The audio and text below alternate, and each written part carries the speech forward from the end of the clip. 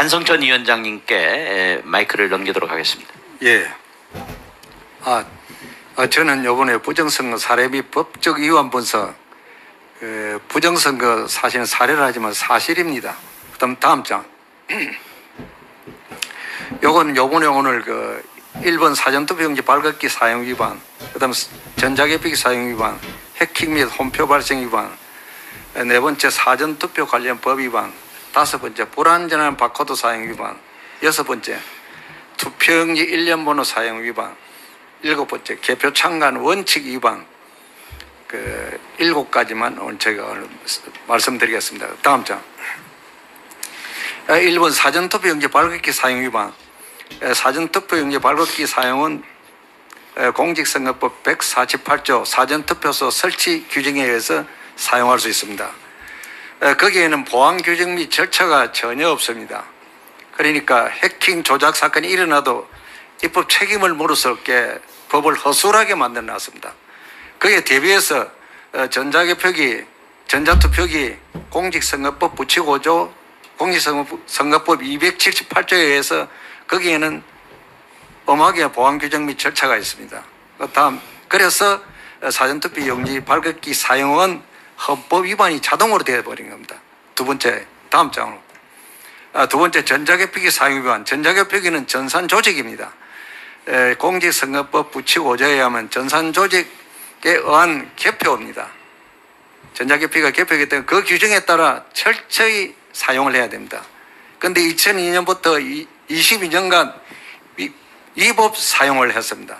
전자개표기 관련 개발 및 계도 공문에 의하면 전산 조직이라고 규정되고 집행을 했습니다. 그런데도 불구하고 선거무효 소송에서 대법원이 재판부가 전자개표기를 기계장치라고 하면서 허위 입법함으로써 부정선거는 22년 동안 전자개표기 사용을 밝혀내지 못했습니다. 이번에 선거 소송이 제기된 분들은 이 부분에 대해서 다시 중간 확인의 소송을 하든가 해서 당신의 권리를 찾기 바랍니다. 다음, 세 번째, 해킹 및 홈표 발생 위반. 이번에도 홈표 발생은 명백한 조작 또는 해킹 증거입니다. 21대 총선에서는 부여군에서 명확하게 홈표 사건이 일어났습니다. 애석하게도 검찰에서 수사를 하지 않았습니다. 그 다음, 개표 참관인 철저한 교육과 훈련 후에 개표장 투입을 하면 저 부분도 발견할 수 있습니다. 해킹 및 조작 발생은 이번 사전투표에서 개표 사항표를 보시면은 사전투표 용지 발급기에서 발급수와 투표수와 차이가 납니다. 투표수가 많으면 일단 해킹 또는 홈표 조작으로 일어났다고 보면 되겠습니다. 다음, 네 번째, 사전투표 관련 법 위반. 이것은 사전투표법 158조 위반입니다. 사전투표 158조 2항에는 사전투표 신분증 파일을 보관하는 내용입니다. 그 파일을 규칙에 가서는 선거일 후 30일 이후에 삭제하는 걸로 되어 있습니다. 이 부분은 일반 선거일날 투표하는 선거인 명부 사용과 비교 볼 적에 선거인 명부는 선거일로부터 인기준까지 그 선거의 인기준까지 보관을 합니다. 이건 30일 이후에 삭제하기 때문에 거기에 대한 평등권 위반으로 볼 수 있습니다. 두 번째는 사전투표 관련해서 투표지를 검증을 할 적에 사전투표 용지 관련해서 확인이 불가합니다. 이렇게 해놓으면. 그렇고, 그 다음 158조 3항에 가면은 사전투표 관리관이 사전투표 용지에 자신의 도장을 찍게 구체적으로 규정을 해뒀습니다. 이것을 중앙선관위는 그런 규정은 위임 규정도 없는데 위임을 한 것처럼 선거 규칙을 만들었습니다. 인쇄 할인하는 걸로. 인쇄 할인을 하는 걸로 하니까 결국은 법은 정확성을 위주로 규정을 했고 규칙은 신속성을 위해서 규정을 했습니다. 그러니까 두 인연 간의 충돌로 인해서 이것도 헌법 위반이 되는 것입니다. 이것도 헌재에 가봐야 될 문제입니다. 그 다음 세 번째, 관내 사전투표 사항에는 용지를 관내나 관내 모두 투표용지에 넣어서 투표함에 투입하게끔 했습니다. 그런데 제5항에 가서 관내 사전투표함은 투표 봉투에 발송 봉투에 넣지 않아도 되는 걸로 규정을 했습니다. 그렇게 함으로써 해킹에 의한 그 조작을 용이하게 했습니다. 사전투표 관내도 같이 봉투에 넣으면 해킹 조작을 아무리 해도 그 투표용지를 정상적으로 넣기가 힘듭니다. 그리고 보관 중에 통박까지 하기를 하지 않는 이상 조작이 불가능한 것입니다. 이 점을 볼 적에 158조는 2항부터 3항, 4항과 5항 사이 세 부분이 그 헌법이 평등권을 위반했습니다. 만약에 이번에 원고가 되시는 분들은 이 부분에 대해서 위헌 법률 제청 신청을 하셔서 인용이 되면은 헌재로 넘어갑니다. 그리고 기각을 시키면은 헌법 소원을 해서 반드시 확인해 볼 필요가 있습니다. 그 다음 장, 다섯 번째, 불완전한 바코드 사용 위반. 바코드는 분명히 밑에 번호가 있어야 합니다. 그리고 지역도 나와 있어야 됩니다.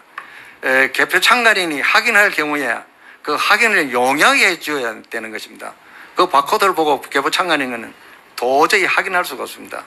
그래서 이것도 어떻게 보면은 입법 위반일 수가 있고 헌법 위반일 수가 있습니다. 그러니까 이것도 헌재에다가 위헌 법률 제청 신청, 헌재가 아니라 대법원 재판부에다가 위헌 법률 제청 신청을 할 필요가 있습니다. 다음 번째. 여섯 번째. 투표용지 1년 번호 사용 위반입니다. 여러분들께서는 선거인으로서 투표장에 가서 투표를 하시면은 투표용지 일부분을 투표용지 1년 번호를 떼내고 나서 1년 번호 투표지함에 넣고 투표용지를 받습니다. 그 투표용지에는 1년 번호가 없습니다. 1년 번호가 없는지 투표용지를 기표를 내서 투표함에 투입하고 퇴장을 합니다. 그 투표함이 개표장으로 갑니다.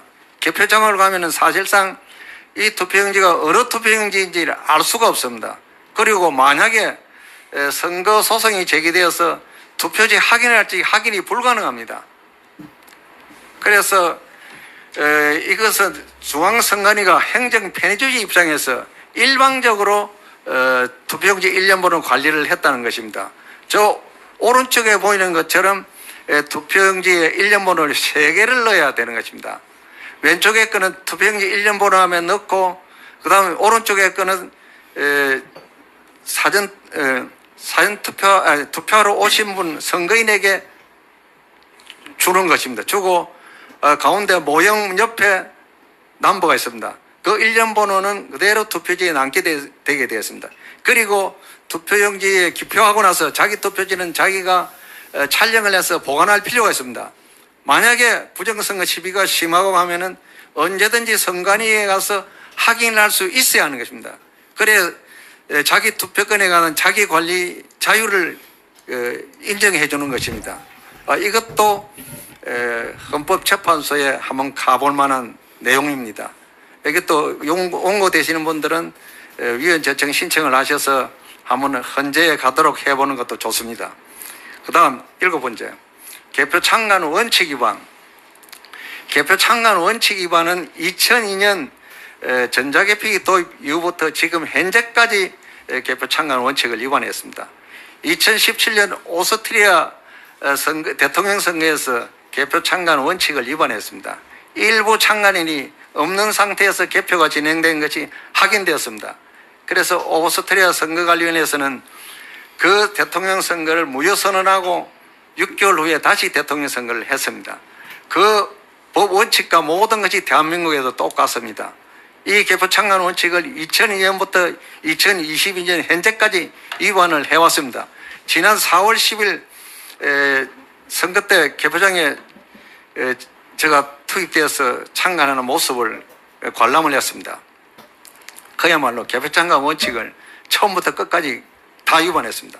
개표 공표 관리하는 것까지 위반하면서 그다음 창간인 배치를 6명이 들어가도 한참 창간인이 모자라서 투표지를 확인할 수 없는데 그 6명을 3명으로 나누어서 교대 창간하게 했습니다.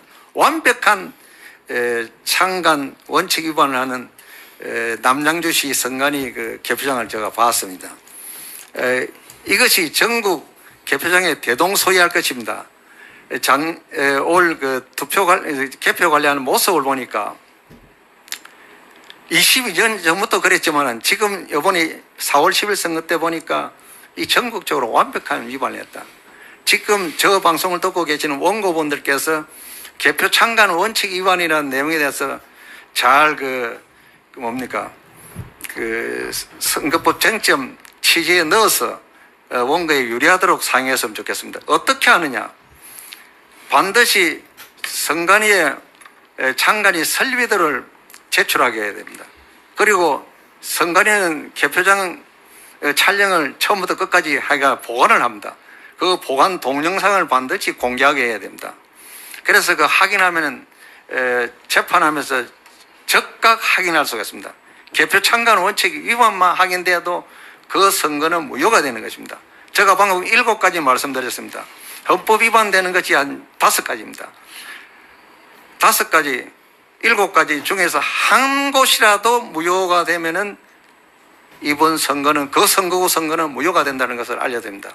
원고 여러분들, 저희 지금 방송하고 있는 이 내용을 잘 참작하셔서 여러분들의 권리를 최대한 찾기 바랍니다. 이상입니다. 예, 수고 많으셨습니다.